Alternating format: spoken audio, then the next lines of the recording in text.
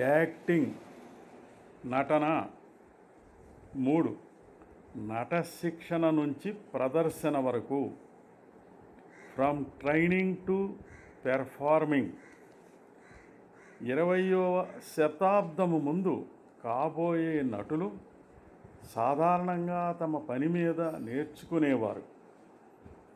మొదట సంస్థలు లేక కంపెనీలలో ప్రయోజక యుటిలిటీ నటులుగా, ఇంచుమించుగా శిక్షకులుగా, అప్రెంటిస్గా ఉండేవారు.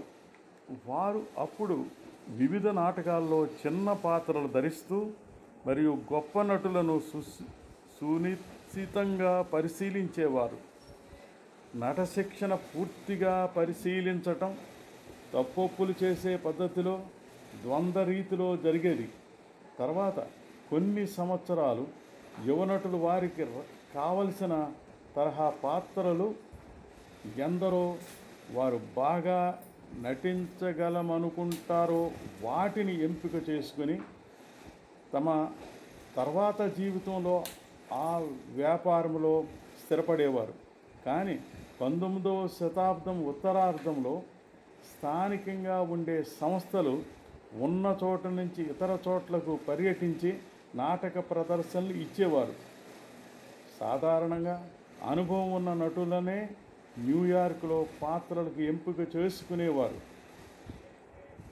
కాబోయే నటులకు సాంప్రదాయంగా ఇచ్చే నట శిక్షణ లేకుండా పోయింది.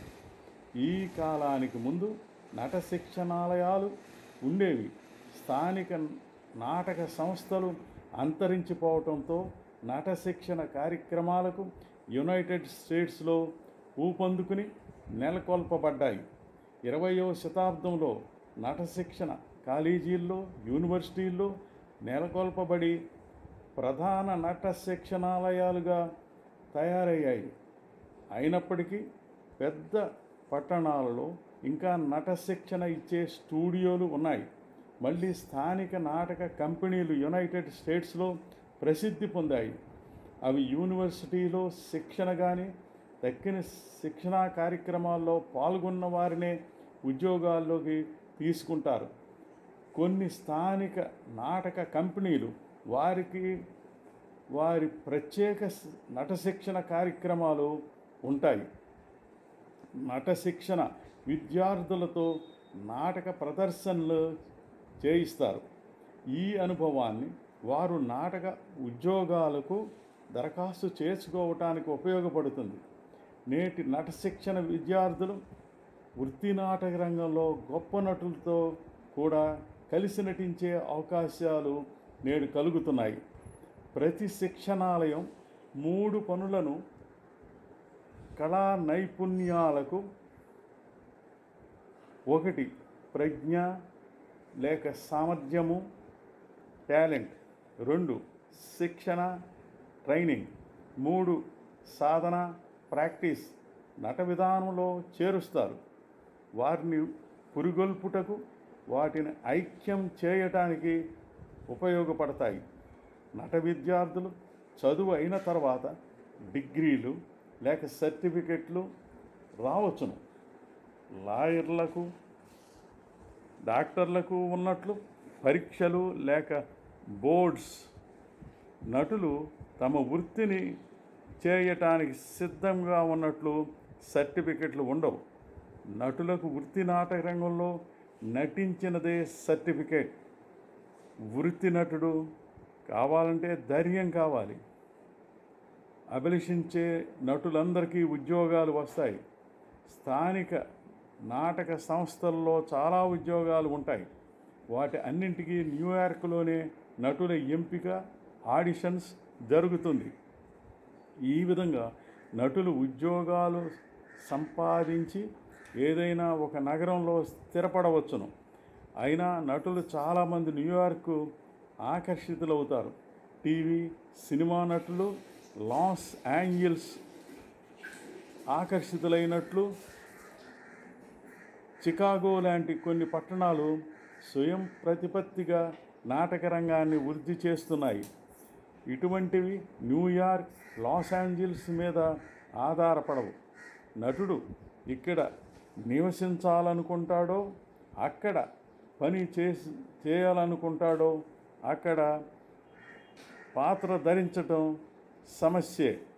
వృత్తి నాటక రంగంలో నటించాలంటే నటుడు ముందుగా యాక్టర్స్ ఈక్విటీ అసోసియేషన్ నటుల యూనియన్ ఇది. ఈ సంస్థలో ఎప్పుడూ 4వ వంతు సభ్యులు ఒకేసారి ఉద్యోగాలు రావటం జరగలేదు. చాలా తక్కువ శాతం మంది మాత్రమే నాటకరంగం మీద బతుకుతుంటారు. ఏజెంట్స్ ద్వారా ప్రయత్నిస్తే నటులకు ఎక్కువ అవకాశాలు వస్తాయి. కానీ ఏజెంట్ మాత్రం 10% తను కుదిర్చిన నటుల నుంచి తీసుకుంటాడు. అదే తన ఆదాయం. నటులు తమ నటనా జీవితమును కొన్నాళ్లకు చాలించాలి, తప్పదు. అప్పుడు రచయితలుగా కానీ లేదా నాటక కంపెనీల్లో ఇతర ఉద్యోగాలు చేస్తుంటారు. నటులకు ఓర్పు, పట్టుదల చాలా అవసరం. నటుడు పాత్రకు ఎంపిక అయిన తర్వాత పాత్రను సృష్టించటానికి స్థిరపడతాడు. గమనిక. ఆంధ్రదేశంలో విశాఖపట్నంలో ఆంధ్ర విశ్వవిద్యాలయంలో నటశిక్షణ ఉంది. హైదరాబాదులో తెలుగు విశ్వవిద్యాలయం, ఉస్మానియా విశ్వవిద్యాలయం, సెంట్రల్ యూనివర్సిటీలో నటశిక్షణ కోర్సులు ఉన్నాయి. హైదరాబాదులో అనేక ప్రైవేటు నటశిక్షణ కేంద్రాలు ఉన్నాయి. అక్కడక్కడ విశాఖపట్నంలో 1-2 శిక్షణా శిబిరాలు ఉన్నాయి. అప్పుడప్పుడు నటశిక్షణా శిబిరాలు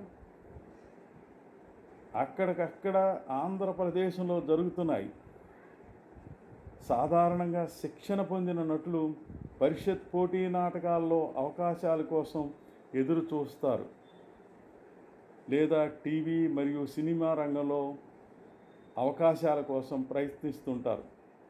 పౌరాణిక నాటక రంగంలో వేరే విధంగా నటశిక్షణ జరుగుతుంది. అభిరుచి గల నటులు సంగీతం మాస్టర్ వద్ద పద్యాలు పాడటం, శిక్షణ పొందటం.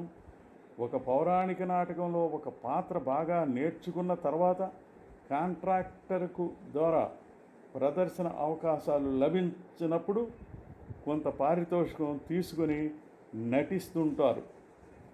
మరికొన్ని విషయాలు మరో భాగంలో